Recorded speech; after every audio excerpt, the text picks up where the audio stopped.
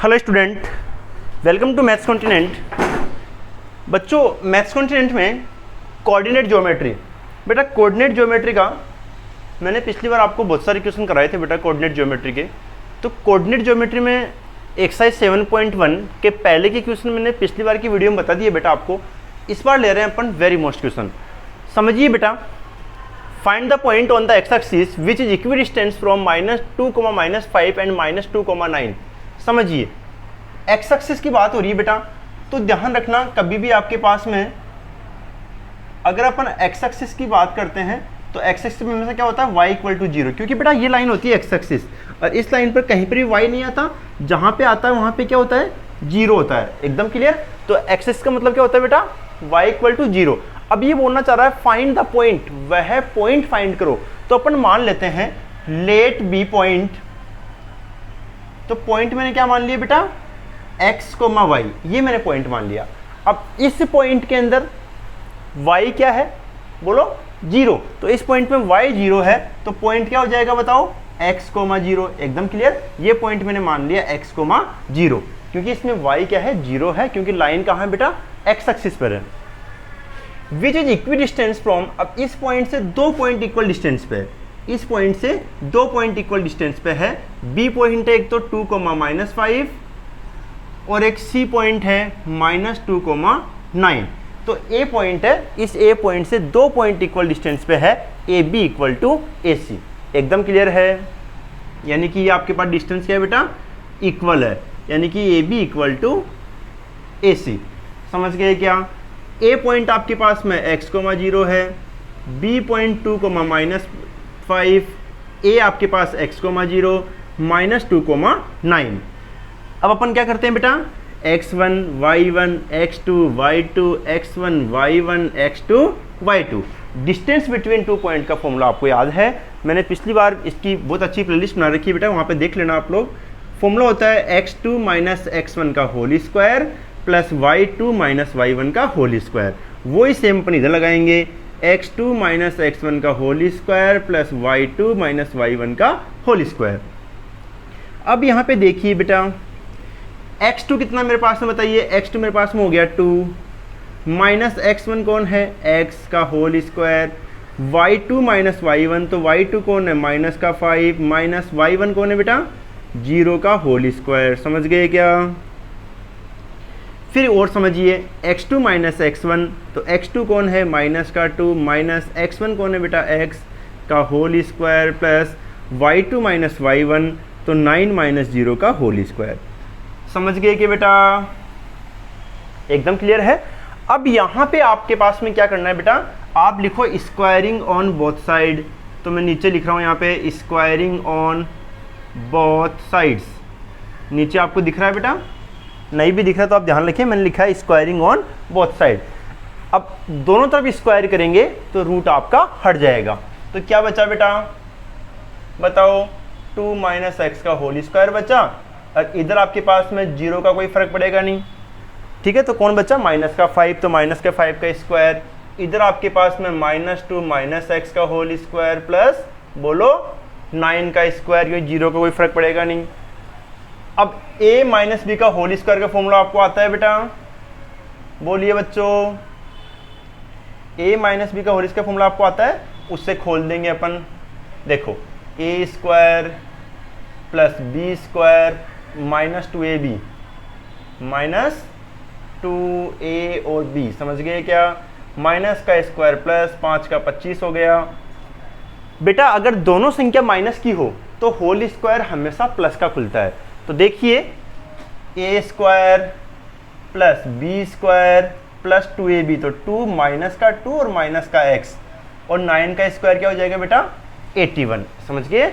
अब इसको आराम से लिखिए आप, 2 का स्क्वायर 4, ये x² माइनस का 4x प्लस का 25, माइनस का स्क्वायर प्लस हो जाएगा, ये x² माइनस माइनस प्लस 2 2 जा 4x प्लस का 81।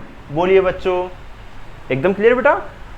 अगर दो इक्वेशन आपस में इक्वल में है, कोई भी दो इक्वेशन है अगर वो इक्वल में है तो same number same sign cut जाते हैं। सेम नंबर सेम साइन कब, जब इक्वल में हो।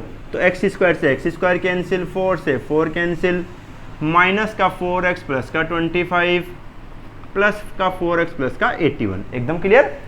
x की संख्या को एक तरफ करो बेटा आप, तो देखो प्लस का 4x है, इधर गया माइनस का बन गया, प्लस का 25 है, इधर आया माइनस का बन गया, ये हो गया माइनस का 8x, इसमें से गया कितना बच्चा बताओ, बोलो बेटा 56। समझ गया क्या, समझ गया बेटा। 11 में से 5 गया 6, 7 में से 2 गया 5, x आप निकाल लो, बोलो 56/8, माइनस का 8 है नीचे आएगा, तो आप चाहो तो यहाँ लिख दो -8 हो, कोई फर्क नहीं पड़ेगा। इसके काट दिया, कितना आया x की वैल्यू, माइनस का 7। तो आपके पास जो पॉइंट है बेटा, जो पॉइंट है वह पॉइंट कितना आया बताओ, पॉइंट आपने क्या माना था x, 0, तो x की वैल्यू कितनी आई, माइनस का 7, 0 आपका आंसर बेटा। आसान था बेटा। देखो अगर आपको क्वेश्चन समझ में आया है तो प्लीज कमेंट जरूर करना बेटा। अब लेते हैं अपन नेक्स्ट क्वेश्चन, जब तक इसको उतारिए बेटा, क्वेश्चन नंबर 8 लेते हैं अब अपन। बेटा आप नेक्स्ट क्वेश्चन देखिए आप लोग, find the values of y for which the distance between the points p2, -3 क्यों दे रखा है 10, y इज 10 यूनिट।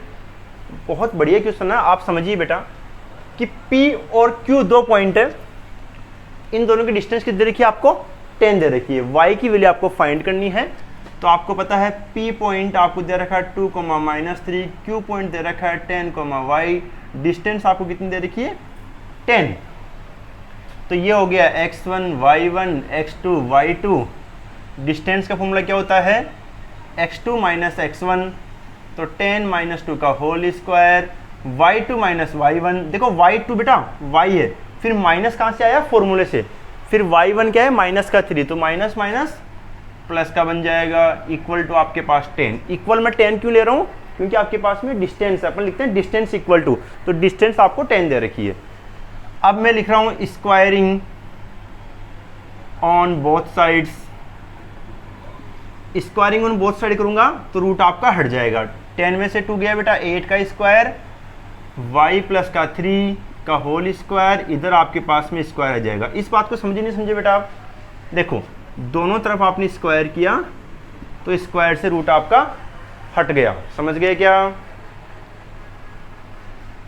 अब देखो 8 का स्क्वायर 64, इसमें होल स्क्वायर खोलो, a square plus b square plus 2ab और 10 का स्क्वायर 100, समझ गए बेटा।